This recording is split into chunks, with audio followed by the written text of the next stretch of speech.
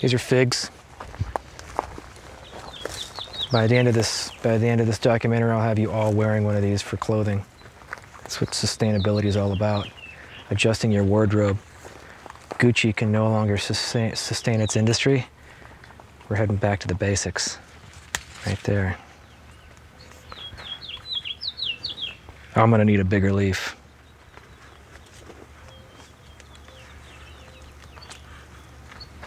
Sometimes I'm funny, sometimes I'm not. All right, so we have a lot of almonds up this way. We have some plums, some wild plums over here. We're talking about maybe grafting something over just to see what happens. Figs. We have herbs and various vegetation scattered throughout it. Once again, just trying to promote cohabitation.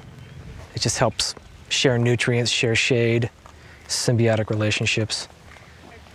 These apricots are dynamite. We have to thin a lot of them out because they do come on kind of heavy, but they're small and they're tasty.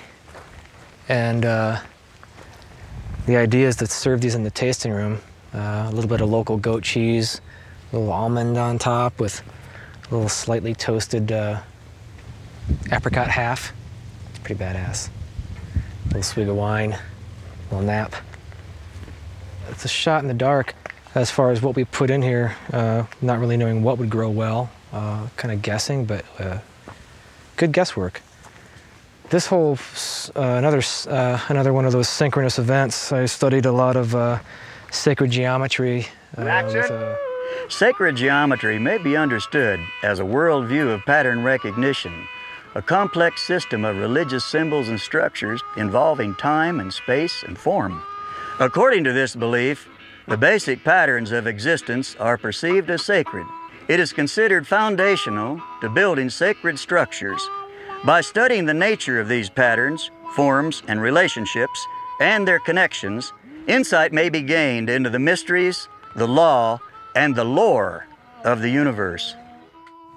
Pretty cutting-edge stuff that this guy was into. And I've always wanted to design a building and design a garden around his principles.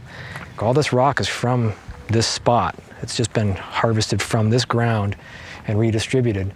It sweeps from the top down along the whole side, and as it rains, the water is gathered into the little pools where all the fruit trees are. So you actually kind of conserve water. It kind of gathers water over, over the monsoons and soaks in, and then the trees have something to kind of thrive on the rest of the season, and actually some left over for the next season.